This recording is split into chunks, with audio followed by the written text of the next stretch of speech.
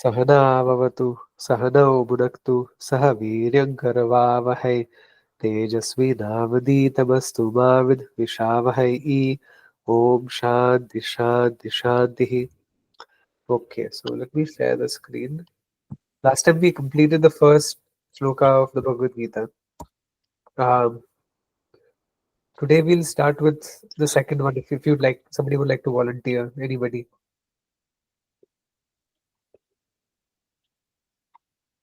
I can read. Sure.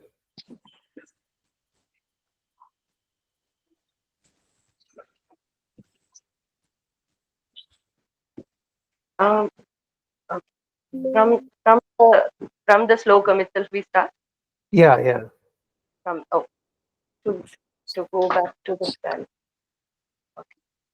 Sanjay Uvacha दृष्ट्वा तु पाण्डवानीकं व्यूढं दुर्योधनस्तदा आचार्यम् उपसङ्गम्य राजा वचनमब्रवीत्.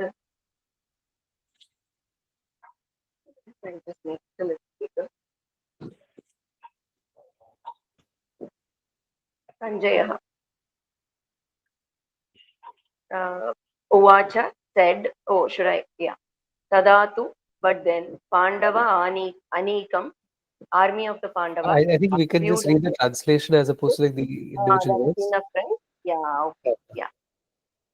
Sanjaya said, then seeing the army of the Pandavas in the battle formation, King Duryodhana approached his teacher Drona, spoke these words. Sanjaya referred to Dhritarashtra's son Duryodhana as king, Raja, when responding to Dhritarashtra's question. Raja means the one who shines in his own glory, in other words, the king. Sanjaya was now in the employ of these Kauravas and therefore he had to refer to Duryodhana as the king.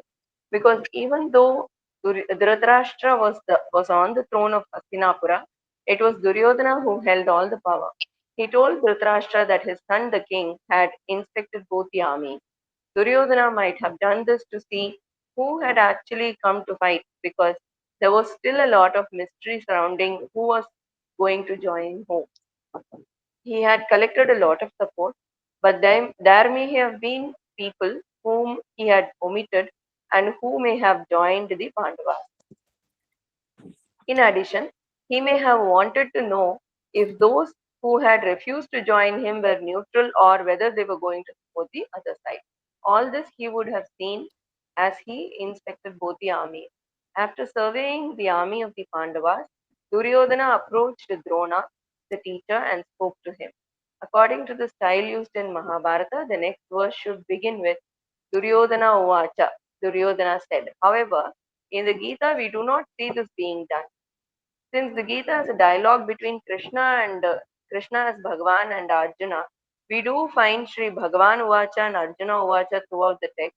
Also, the first words of Gita are Dhritarashtra Uvacha, which serve as an introduction to the context and as an implied prayer, as we have seen. Throughout the text, Sanjaya Uvacha is mentioned a few times to indicate the presence of a narrator. Although the words Duryodhana Uvacha are not mentioned here, they are to be understood. The next verse then is within quotes, as it were, since Duryodhana approaching Drona in the battlefield spoke these words to him.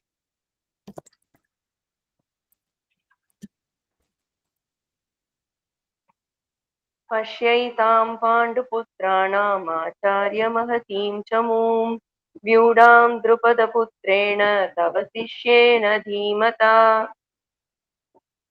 Why does, O teacher, please look at this great army of the sons of Pandu, formed and led by your own brilliant disciple, the son of Drupada. Why So, does Duryodhana? Sorry. so you know, in Hindi you say chugli karna, na? So this or chabi chadana. So that's what Duryodhana is essentially doing to Dronacharya. He's like, oh look, your student has come. He's assembled. It's your responsibility because of you all of this happened. So you have to now you better support me even more. So इसको चढ़ा रहा है वो essentially. Yeah, continue, Why please. does Duryodhana go to Drona first? Oh, Drona is not his commander in chief. Duryodhana had chosen Bhishma for this post. Given that the war is about to begin, he should only be talking to Bhishma. However, he approached Drona first because he was certain that Bhishma was on his side, whereas he was unsure of Drona. Drona had come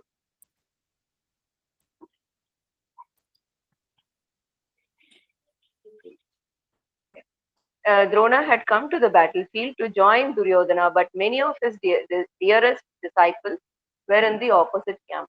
Therefore, he gave Drona extra status by going to him first. Also, Drona had been Duryodhana's teacher of archery, his acharya. Therefore, he went to him first as a sign of respect. He asked Drona to look upon the great army of the Pandavas arranged in formation in front of them. So many elephants, horses, men, and chariots, all surging forward to the line of battle. This great army of the Pandavas was led by Drishtadyumna, Drupada's son. He was also one of Drona's disciples, but Drona had a lifelong enmity with Drupada, the king of Panchala. Duryodhana did not miss the opportunity to point out to Drona that his own disciple, the brilliant son of Drupada, had formed and was leading the opposing army. In other words, Duryodhana was as much as saying, everything Drupada Putra knows, he learned from you, Drona, and now he is going to use it against you. Duryodhana introduced to the Acharya all the important people in the opposite camp and also presented to him the great men at arms in his own army. This he did because he considered Drona to be very important to his winning the war and retaining the kingdom. Describing the army of Pandavas, Duryodhana continued. अत्र शूरा महेश्वासा भीमार्जुनसमायुधि युयुधानो विराटश्च द्रुपदश्च महारथः दृष्टकेतुश्चेकितानः I can't. So, should I read this portion? Or- Sorry, I scrolled down a bit too much. You can Oh, read the verse. oh, okay, yes, now I can. दृष्टकेतुश्चेकितानः काशीराजश्च वीर्यवान् पुरुजित्कुन्तिभोजश्च शैब्यश्च नरपुङ्गवः. You can read the footnote also. Yeah. Drona and Drupada went to the same Gurukula and were very close friends. At that time, Drupada impulsively promised Drona that he would give half of his kingdom to him when he became the king. Drona at a later day went to claim that promise, but Drupada refused. Drona vowed to avenge this humiliation. When he became the Acharya of the princes of Hastinapura, he had his chance. Arjuna defeated Drupada and brought him as prisoner to Drona, and Drona had his revenge and took away half of Drupada's kingdom and released him. Now it was Drupada's turn to seek revenge. He did a yoga praying for a daughter and a son to avenge his humiliation at the hands of Drona. Drishtadyumna was the son who came out of that yaga and yaga, I read it as yoga. Okay, sorry. Drishtadyumna was the one who came out of that yaga and he was destined to kill Drona. Yet Drona took him as disciple and taught him everything. He was the commander in chief of the Pandava army. So this is very interesting fact that it talks about the role of a teacher. That today the fondness for a student is not so much about, and perhaps it should be, but in some instances it's not necessarily about like what they're going to do with that knowledge as much as the fact that they have this jignasa to learn. So but Dronacharya is a mixed character of sorts, right? Because in some cases he's shown preferential treatment, in other cases he's shown some biases towards, like, I don't know how legitimate like the full story of Eklavya is, but he is sort of mentioned in the Mahabharata in passing, but then there's a backstory also. I'll have to check if that's more like interpolated or not. But he did show like there's a preference that he had for Arjuna, even in this whole, again, not supporting Karna, but I think even there was some insecurity initially on Dronacharya's part about Karna potentially outshining Arjuna. So in some ways he plays a decent role of a teacher. In other cases, his insecurities, attachments get in the way as well.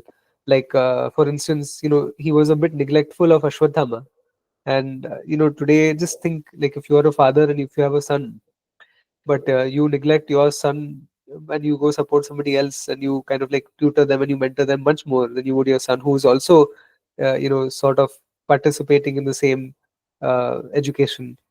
Even in Ashwatthama was also trained as a warrior, but he still gave some preferential treatment to Arjuna, so that also drove a little bit um, it drove Ashwatthama also a little nuts, right? Like in the sense that okay, he felt that he was neglected and he had something to prove. There was a chip on his shoulder also. So you kind of see how the psychology plays out even based on how you treat your students or how you treat your children and how you kind of like group them together, etc. In the role of a guru, well, here Pujya Swamiji is very particular about the word guru. So I think it's worth mentioning that sometimes we say, okay, Dronacharya was the guru of Arjuna. Pujya Swamiji will not use that word particularly. He might refer it to him as Acharya. The word is suffixed there, right? Dronacharya. So he's an Acharya. A guru is only one specific term used for one who presents, who passes the vision of self-knowledge. So that the one who removes avidya, the guru removes the darkness, and darkness over here is avidya, not other things. That is a guru. So if you're studying Vedanta under a acharya, then that acharya becomes a guru, or you call that acharya guru. But for other disciplines, including it could be Bharatanatyam, it could be yoga, it could be karate, whatever it may be. When I say yoga, I refer to yogasana, not because yoga is again a very broad term, uh, not in the context of the Gita, but what people typically refer to as yoga. Then you will refer to these teachers as acharyas. Great scholars, and you have like titles such as upadhyayas, they are scholars, but then they could also be an acharya. Anyway, you have different variations of how you refer to a teacher based on their accomplishments and such. But guru is a specific term used for a Vedanta teacher who passes the vision of self-knowledge to the student. So anyway, taking that side out of the picture, or that out of the picture, even looking at the swadharma of an acharya, your role as a teacher is to look at the jignasa of a student. If you're teaching physics, chemistry, whatever be the subject matter, as long as you are finding somebody who is an adhikari for that knowledge, it is your duty as a teacher to pass that knowledge to that student. But part of that adhikara rather, is also the what part, like what are you going to do with that knowledge. And many times like we don't necessarily keep that in mind. So I'll give you an example. Not an example, this is a fact, right? Pujya Swamiji, when he taught Vedanta to so many uh, shishyas who today are acharyas in their own right, who are gurus in their own right, what Pujya Swamiji noticed very, very, very early on, this is way back in the 70s, probably 60s and 70s, when he was actually teaching in the Chinmaya mission. He did not want his students to be burdened by what they are going to do with the teaching after the teaching is complete. Because what happens is, let's say you go to a Gurukulam. You are here to seek knowledge, you are studying another teacher. Now your mind will go towards, okay, uh, you know, what do I do with this after I'm done? Will I be able to find a job? Will I be able to become a teacher? Will the Gurukulam sort of provide for me as a resident acharya who's able to teach this? Will my expenses be paid for? Will my parents be looked after, etc., etc., etc.? So these are very natural concerns, because how many of us have the privilege to take three, 3.5 years off from our careers and just go and study Vedanta in ashram? At least not in this, I guess, middle age life for most of us, right? Some people are very fortunate to be able to do that, and I think that's a brilliant. I won't call it a sacrifice, but it takes a lot of courage to be able to do that. Understand that I'm going to pursue something that is so pivotal to my existence. It is something that it's my existence itself. It's me. It's myself who I'm there to study. And Ishvara will take care of the rest. Your other things, it will be taken care of. Ananyas Chintayantu Mam, that kind of Shraddha in the teachings of Bhagavan. But what Puja Swamiji saw, which is a very natural thing, is that there will always be a certain concern that is there in some people, at least, if not everybody, in some people for sure. So he told them that when you are at the Gurukulam, please only come here to focus on what it is that you're learning, and not so much what you're going to do with that knowledge or how you're going to apply it, so to speak. Because what happens is, if my mind is geared towards how I'm going to become a teacher after studying Vedanta, then the teaching will actually not have taken place in you, because you are focused on how to teach and not the content of the teaching itself. So then what happens is that, yes, it's important to know how to teach. Of course, it's important. But a lot of that will be learned through osmosis, right? Like being with the guru, who is obviously a teacher, um, who has the wherewithal to be able to communicate this deep wisdom to a shishya, requires a certain pedagogy. It requires a certain approach that you take in order to transmit this knowledge. But that being said, if you go focused on how I can become a teacher, then your entire internal mechanism will not be able to uh, coincide with the vision of the teaching, but it will focus more on the delivery of that teaching. And so it's almost like you've captured how to teach, but not what the content is. So the way Puja Swamiji handled that is, he said that, put this at rest, and he assured every one of his shishyas. He said, no matter what happens to you all after the 3.5 year course, I will be there to take care of you. Put this aside. Let this not be a worry for you for 3.5 years, that what am I going to do after this? Whatever be your situation, I will be there for you, whatever be the case. So now set that aside and focus on the knowledge, because that's what you're here for. And the beauty of this is that the greater the impact of the knowledge on you, of course, that is the gift in itself, but also you will become a better teacher as well. That's the beauty. You don't become a better teacher by trying to be a better teacher. You become a better teacher by staying focused on the subject matter, and the teachings flow spontaneously. It becomes natural to you, as opposed to something that you've tried to concoct, like a presentation of sorts. So that's why, if you see, especially if you're a teacher, when you're giving a lecture, initially you might prepare notes, etc. But I bet you that the best lectures that you've ever given are the ones which have come spontaneously. And that spontaneous teaching only comes with a deep appreciation, a deep understanding of the subject matter, and not how you delivered it, but what the subject matter is. And that transforms you. The subject transforms you. So anyway, the way Dronacharya sort of dealt with his students was not a very uh, characteristic way of what an acharya should typically do, because he had a lot of ragas and dveshas which were governing his approach to teaching.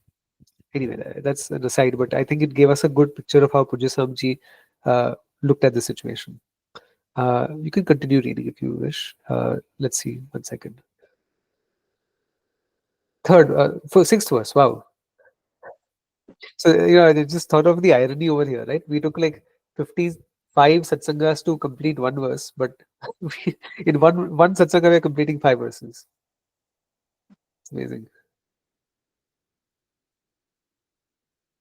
युधा युधामन्युश्च विक्रान्तः उत्तमौजाश्च वीर्यवान् सौभद्रो द्रौपदेयाश्च सर्व एव महारथाः. Go down.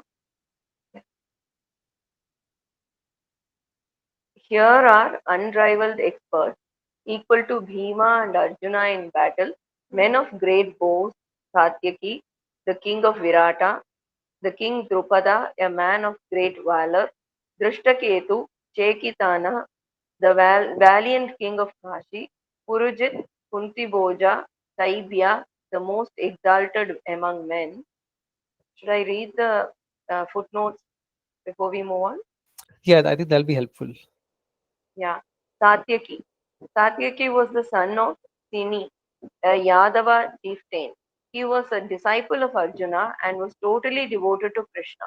He was counted as an Atiratha.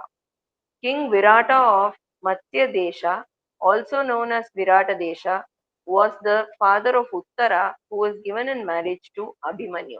It was in his country that Pandavas spent their Ajnatavasa. Drishtaketu was the son of Shishupala, the king of Chedi.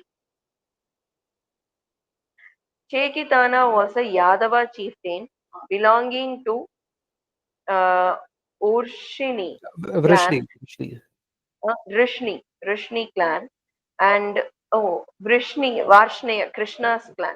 That is okay. Vrishni clan, and was the commander of one of the seven Akshauhinis of the Pandava army. One, five is Purujit, one of the brothers of Kunti. Six, Kunti Bhoja, another brother of Kunti. Seven, Shaibya, father of Devika, another wife of Yudhishthira. And powerful Yudamanyu, Uttamaujas, a man of great strength, Abhimanyu, the son of Subhadra, and the sons of Draupadi, all men of great valor. This Yeah, I one just and want to two make one footnotes. note here. Um, I don't know about everybody else, but I have a hard time remembering all of these connections. Like who is who? Yeah, Like whose son, yeah, whose brother, whose wife, which kingdom. It's a little true. difficult for me to follow. So if you have questions about who is this person, I'm sorry, I have no idea. I mean, I have no idea means I can always look it up, but it's not very natural. And it also brings me to reflect on this a little bit. It's like why don't I? Why doesn't this? Why doesn't this stick to me, right? Like these names, I've heard them before, I've read them before, and then every time I forget, like who is the Shtaketu? Like I just read it now and I forgot. It's like- but if you expose your children to these things from a very young age, and honestly, like some of these names may not be very important as such, right? I mean, this is just like an introductory note on, okay, these are all the people who have assembled for the battle, and let's just introduce them and get on to the main teaching. But if you have to, follow people's backstories, because the Mahabharata is like a web. Ramayana is a little bit more linear in its narrative, which has its own beauty because a hero's journey typically tends to be a linear one. Like Lord of the Rings, again, very linear. You don't have flashbacks and things like that. But in Mahabharata and even Ramayana, I'm not saying there aren't flashbacks, but in Mahabharata, there are like so many connections of this person here, this person there, this was the backstory of this person, etc., that it can really make a child, especially, feel very familiar with the culture of India when they know some of these backstories. Because, you know, um, especially like, I guess this might just be, I don't know the best way to put it, but some of us are living abroad. Our children, at least for the first few years, they'll be living abroad as well, and then that connection to Bharat, it's a very distant connection. It's a very severed connection, because like India is this place that you go to visit some family members, or maybe for a travel, or some camp, or whatever it may be during your summer holidays, but it doesn't feel like home to a lot of people. And not just that, but a lot of us who've also grown up in India, who've grown up in Bharat, who spent like our formative years over there, it may not, like these names, these relations, these connections may not come to us very naturally, because we grew up in a sort of a secular environment. And so the way to expose children, regardless of where they grow up, whether it's in India, whether it's in US, anywhere around the world, it's very important to start making them feel familiar with the names and the places and the geographies and the history of the country, leading back to ancient times. Like, for example, today, it's so natural for even people like me, and I'm sure some of you as well, to have an understanding of the Greek pantheon, for instance, right? You know who's Zeus, and you know who's Poseidon, and you know all of these people. You'll probably have some familiarity with the Roman deities as well. You'll have familiarity with the Iliad and the Odyssey, and stories of, like, the Nordic culture also. You'll have like Thor and all of these things which have seeped into popular culture at this point. The thing is that those cultures, and I guess we can discuss this for a few minutes, because this is also very important. But Those cultures are sort of dead civilizations. Today, you don't have a living civilization except in small, maybe very small cults here and there. But it's not connected like globally, where they worship like the Greek deities, or somebody's worshipping Thor and building a temple and having religious festivals, etc., etc. Those things are very scattered, if at all they exist at this point. Um, and so, what happens is in pop culture, because again, pop culture im- um, is a product mostly of Western society. Now you have Indian pop culture also, but what I mean is what becomes popular is driven by the West. So today, like like, for example, you'll have Indian people who have familiarity with Superman, Batman, the Avengers, Spider-Man, etc. All of these things, but very few people abroad, American kids growing up over here, would know who is Hanuman or who is Arjuna, who is Yudhishthira, etc., etc. Because we haven't. I won't say we haven't. Well, perhaps it's we haven't done a good job keeping the. I'm using the word myth in a positive sense, not in the way this Devdutt Patnaik and others use, but like myth, not in the false sense. But we haven't done a good job keeping the myth alive, the story alive. That's what I mean. The stories have become encoded in a certain framework, which is very beautiful. You have the Gita, you have Mahabharata, you have Ramayana, you have the Puranas, you have certain historical treatises that have been written, you have the commentaries, yes. But if I ask truly, what have we innovated and where have we built on top of this existing narrative in contemporary times? It's not. We've done a very poor job of it. Like recently, I don't know, somebody was telling me about this some Kalki something 500, 600 AD, some sort of like number movie had come out, right? I haven't watched it. But then that was supposed to be like an extension of certain threads that emerged from the Mahabharata, and then they kind of like took it forward and turned it into a sci-fi fantasy film of sorts. I have no interest in that kind of rubbish, to be honest, to watch. So I don't know what it's about. But the fact is that anytime we do borrow such material, we end up doing such a terrible job of it that if anything, it actually distances your children who are exposed to it from the culture. Whereas the West has done a very good job preserving their memes and passing along their traditions in a way that is both contemporary but also reaches out back into the past. So I can give you a few examples, right? Like there's this 1956 film, The Ten Commandments. If you watch that, again, a very good, respectful depiction of like this whole life of Moses and things like that. Again, that's a great win for the Jews. Then you have a film like Ben Hur, again a very beautifully depicted, I guess, extension of the story of Christianity as it moved forward, right? Then there's another film, 1977 or 75. I don't know what year, but it's called The Messenger. Again, this is about that the guy who who basically wreaked havoc on the world. The one who must not be named, Muhammad. But again, not that we have any special regard or respect for these characters. At the same time, that film did a very good job um, for the Muslims in a way that put the Muslims, or made the Muslims appear in good light. That their religion is good and it's pure and it's clean and etc. etc. We have done, I won't even say a terrible job. We've done a non-existent job of these things. And the times that we do, we completely botch it up. So what I actually suggest, which is sort of like a radical approach, and not everybody should take charge of this kind of a thing. But if you have stories of the Mahabharata, Ramayana, things like that, take those stories and try to respectfully weave it into something more contemporary also, without trying to uh, deviate from the essence of the original. And that's how you create a beautiful story. Again, I think Shrikantji knows this, but we come back to Lord of the Rings. It did such a beautiful job depicting the age old hero's journey narrative of the West. All the elements put together by Tolkien and then masterfully crafted by, I forget who's a filmmaker, but yeah, um, the guy from New Zealand. Peter Jackson. Yeah, Peter Jackson. Beautiful. What a complete masterwork. It's so well done. And then what is the rubbish that we produce? Bahubali. What is Bahubali? Like, I mean, I've watched it and it was utter nonsense. There was nothing that made me feel that, oh, this is Bharat, this is the greatness, this is the beauty, the glory of our ancient civilization.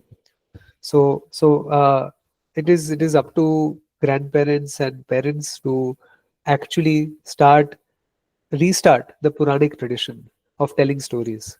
And we don't tell stories enough. We don't pass traditions enough. We only expose children to some sort of multimedia, some sort of like video or here or there, or send them to tuitions or then make them study an old text.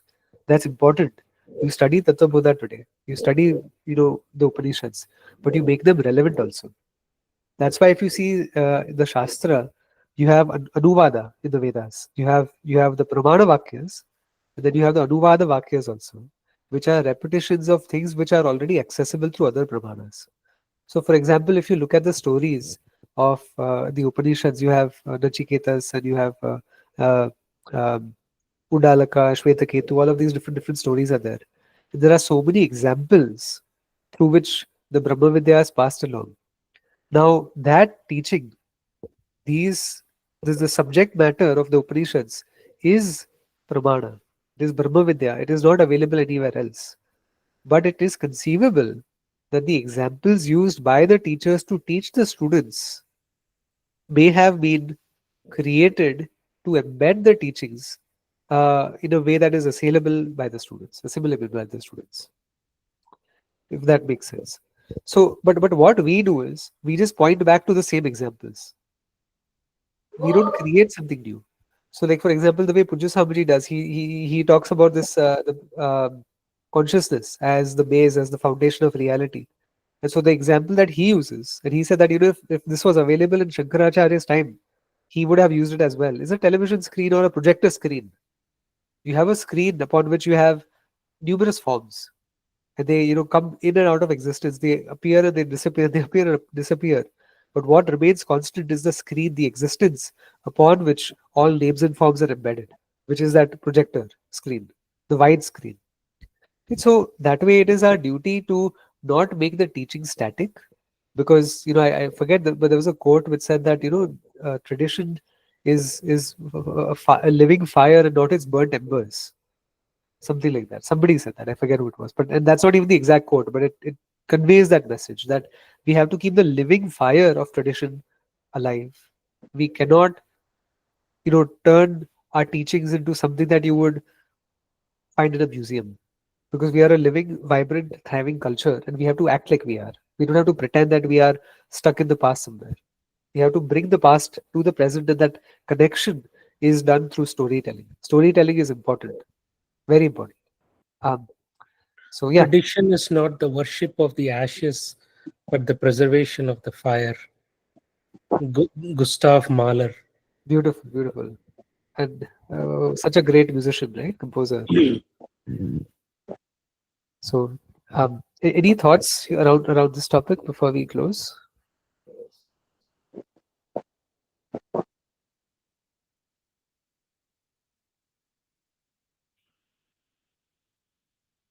So when Duryodhana went to Dronacharya, was he also? It seemed like he was kind of needling the whole thing to his teacher, but was it also somewhat of a deep-seated fear of losing, because he was, he maybe have thought that being on the side of adharma and recognizing it, there was some retribution that was to come his way. You know, that's a very profound thought, and it hadn't occurred to me, and I would say yes. And the reason I would say yes is because Pujya Swamiji says Samanya Dharma is inbuilt into us.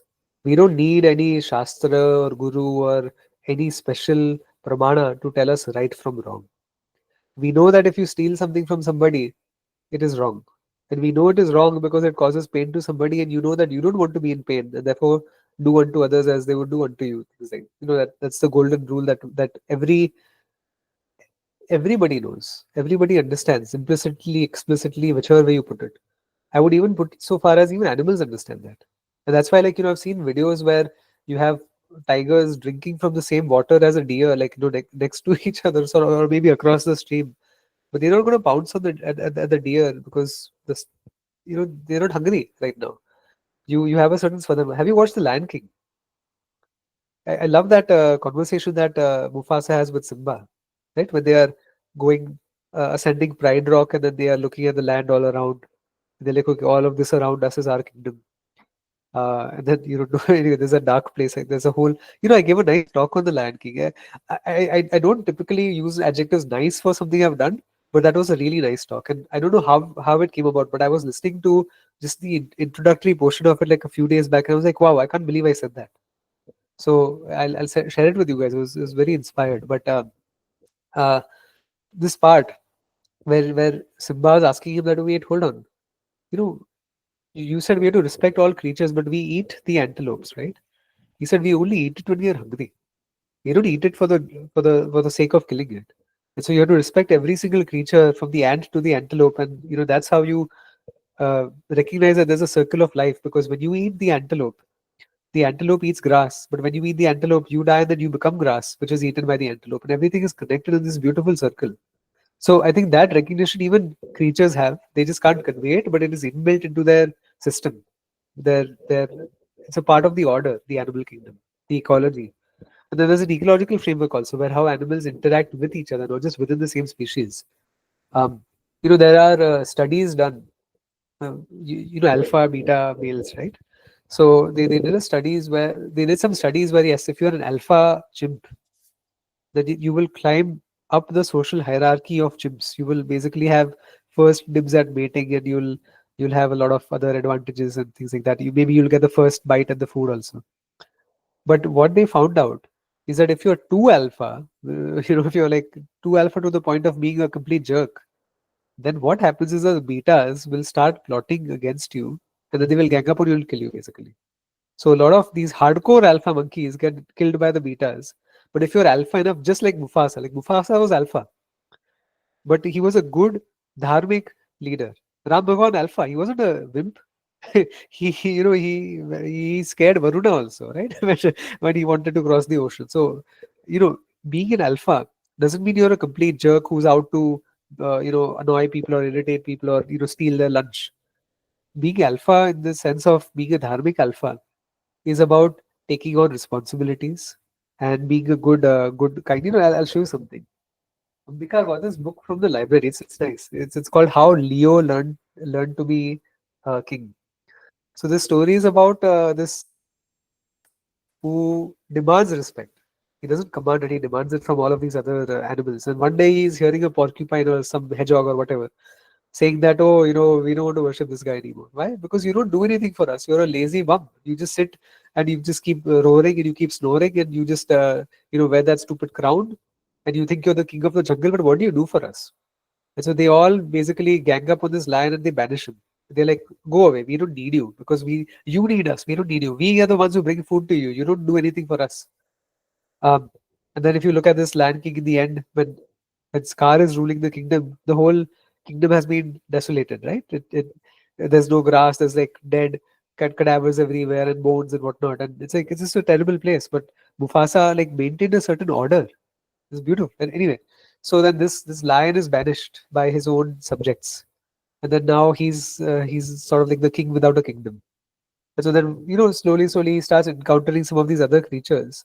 Just instinctively, like he just feels driven to help them with no ulterior motive as such. But now that he's out of luck himself, he's one of them. He starts cooperating with these other creatures. And then one day, like all of these other creatures, when they are like all gossiping and huddling together by the stream. And everybody is saying the same thing. Oh, this lion helped me this way, and he helped me that way. He did this for me, he did that for me. Such a sweet person.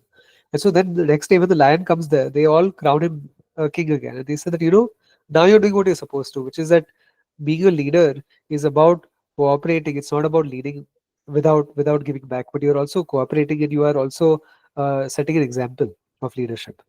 So anyway, it's very beautiful. I forget where I was getting sidetracked here. There was okay. So yeah. So going back to the Duryodhana thing, right? Implicitly, we all know that what is being done is wrong. Nobody has to teach us this.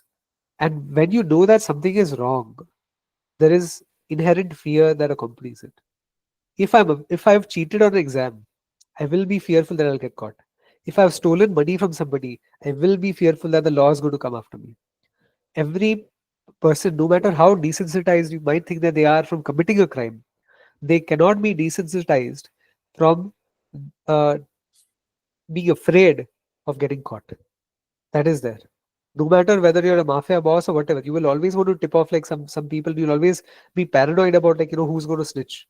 There will always be that sense of paranoia and discomfort. You cannot be at peace as long as you know that you've done something wrong, even if you are desensitized to doing it. It's so somewhere deep down, Duryodhana is seeking validation from Dronacharya. And that validation he's seeking is basically he's needling him. That okay, oh look at all these people. But he also wants Duryodhana somewhere, and I'm just analyzing Duryodhana's mind. He wants Dronacharya to say, "Don't worry, we'll defeat them. Nonetheless, I'm here and I'm going to make sure that we defeat them." And that comfort is what Duryodhana is looking for. It's out of insecurity, it's out of fear, it's out of retribution because he knows that he's gone against Dharma. He knows that he's gone against Bhagwan Krishna. He did not worship Krishna the way some of these other great people did. But he knew that okay, there's still that seed of doubt in your mind that there's something about this guy. I don't particularly care for him, but there is something about him that makes him so alluring and so special. And so knowing that Krishna has sided with the Pandavas itself is a great red flag that maybe I'm doing something wrong. And so yes, you're right that he's looking for comfort, he's looking for validation. Okay. Thank you. There's so much to analyze, when you think about like every incident, every action, like there's something to read into. It's beautiful because it's a good reflection of how our life is as well. Okay, so I think we'll close. And yeah, just one thing. Unnati has started teaching these kids aged 5 to 10 uh, teachings of Sanatana Dharma every week. It's all free of cost only. It's all basically whoever is interested. And I think she has sessions on Google Meet similar to this. So if you have, or if you know somebody who has kids in that age range, like feel free to connect. And right now she's already got a core group. So maybe like 1 or 2 people more might be we can add, but that would be the limit essentially. Okay. So we'll close off. Om Purnamadah Purnamidam Purnat Purnamudachyate Purnasya Purnamadaya Purnamevavashishyate Om Shanti Shanti Shanti Hari Om Shri Gurubhyo Namaha Hari Om. See you next week. Right. Thank you.